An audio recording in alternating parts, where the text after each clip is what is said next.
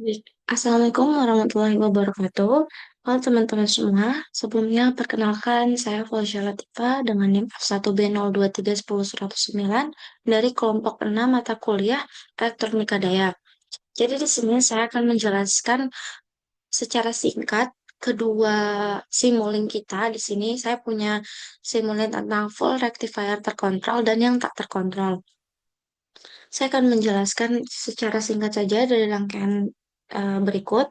Jadi yang pertama kita mulai dari yang full rectifier terkontrol dulu. Nah, rangkaian ini merupakan penyiaran terkendali gelombang penuh atau full wave control rectifier menggunakan 4 thyristor SCR yang diatur oleh sinyal pemicu dari blok pulsa generator A1 dan A2. Lalu ada sumber AC. Pada sisi input diubah menjadi tegangan DC, pada sisi output melalui proses penyarah oleh SCR sesuai sudut penyulutan yang diatur. Blok V-in menampilkan tegangan masukan AC, sedangkan blok V-out itu menunjukkan tegangan keluaran DC yang diukur melalui blok E-out. Dan seluruh hasil pengukuran ditampilkan dalam blok scope di sebelah kanan. Nah, ini ya, teman-teman. Jadi, untuk bagian VIN-nya, keluaran output dari eh, hasil dari Simulink ini itu akan muncul di scope ini. Jadi, yang paling atas ini VIN, lalu ada yang di tengah V-out, dan yang paling ke bawah ini tampilan dari E-out yang ini. Ya, teman-teman semua. Jadi, di full rectifier counter ini dia menggunakan 4 tiristor atau SCR. Ini satu, dua, tiga, empat. Lalu dari hasil simulasi ini, tegangan inputnya itu Vin ini akan berbentuk gelombang sinus.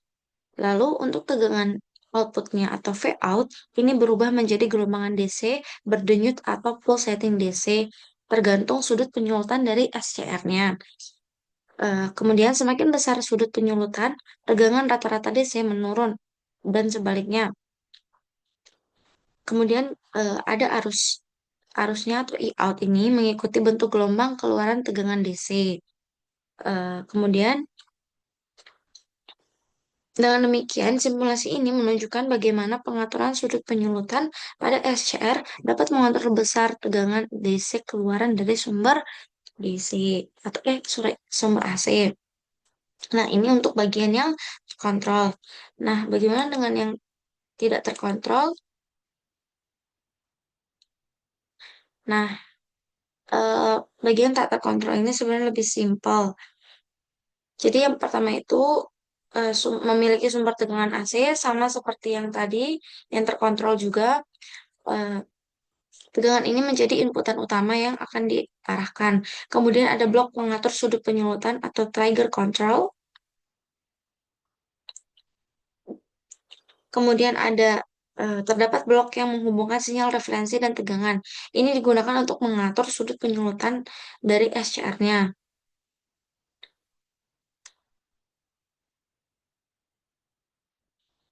Lalu eh, sudut ini menentukan kapan SCR mulai menghantarkan arus dalam setiap siklus gelombang AC. 4 SCR tiristor, ini satu, dua, tiga, empat. Komponen yang tersusun seperti jembatan adalah tiristor atau penyiar terkendali. Dua SCR aktif pada setengah siklus positif dan dua lainnya aktif pada setengah siklus negatif, menghasilkan penyiaran penuh atau full wave. Nah, kemudian ada beban resistif yang ini. Rangkaian beban di sisi kanan adalah resistor yang menjadi tempat keluarannya tegangan DC hasil penyiarah. Kemudian blok pengukuran atau measurement ini voltage measurement dan current measurement. Terdapat tiga titik pengukuran diberi label yaitu A1, ini A1 untuk tegangan masuk atau AC input, kemudian A2 tegangan keluar atau DC output dan A3 ini tegangan setelah penyiarah tapi sebelum beban biasanya untuk melihat bentuk gelombang setelah terkendali. Dan yang terakhir ada scope. Ketiga sinyal A1, A2, A3 disambungkan ke blok scope yang berfungsi untuk menampilkan grafik bentuk gelombang hasil simulasi dari rangkaian tersebut. Kemudian hasil simulasinya yang pertama untuk gelombang A1 ini atau input AC ini berbentuk sinusoidal murni dengan nilai positif dan negatif secara bergantian, menunjukkan tegangan sumber sebelum disearahkan. Lalu gelombang A3 yang ini atau sinyal tiristor terpicu menunjukkan bagian gelombang AC yang dihantarkan oleh SCR sesuai sudut penyulutan. Saat sudut penyulutan besar, tegangan rata-rata DC akan menurun.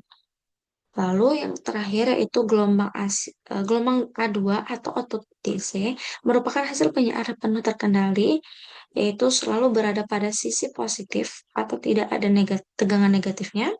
Bentuknya berupa potongan gelombang sinus positif yang tergantung pada sudut penyulutan SCR. Jika sudutnya 0 derajat, maka bentuknya hampir seperti full wave rectifier biasa. Jika sudut meningkat, misal 90 derajat ya, atau bisa lainnya, maka output DC berkurang. Karakteristik utama dari hasil simulasi ini yaitu tegangan DC dapat diatur dengan mengubah sudut penyulutan kontrol daya. Arus beban dan tegangan rata-rata bergantung pada besar resistansi dan sudut. Sistem ini umum digunakan untuk pengaturan kecepatan motor DC, pengontrol tegangan DC, atau sistem konversi daya. Nah, kesimpulan dari rangkaian ini merupakan penyiaran gelombang yang terkendali dengan 4 SCR atau tiristornya yang memungkinkan pengaturan tegangan DC output melalui sudut penyulutan. Nah, hasil simulasinya menunjukkan bahwa output DC meningkat saat sudut penyulutan kecil. Nah, untuk output DC menurun dan menjadi lebih terputus atau kopi saat sudut penyulutannya besar. Sistem mampu mengubah tegangan AC menjadi DC yang terkontrol secara elektronik. Nah, apa sih perbedaan secara simpel atau singkatnya dari full rectifier terkontrol dan yang terkontrol ini?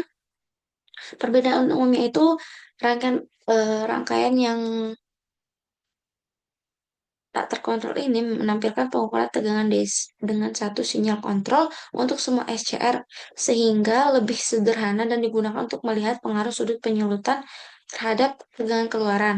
Sedangkan rangkaian yang yang terkontrol yang tadi yang ini itu terpisah untuk SCR atas dan bawah serta dilengkapi pengukuran tegangan dan arus V-in, V-out dan e-out sehingga lebih lengkap untuk menganalisis kinerja dan daya keluaran penyiaran terkendali. Nah, teman-teman, mungkin itu saja ya penjelasan secara singkat saya mengenai full rectifier tak terkontrol dan terkontrol.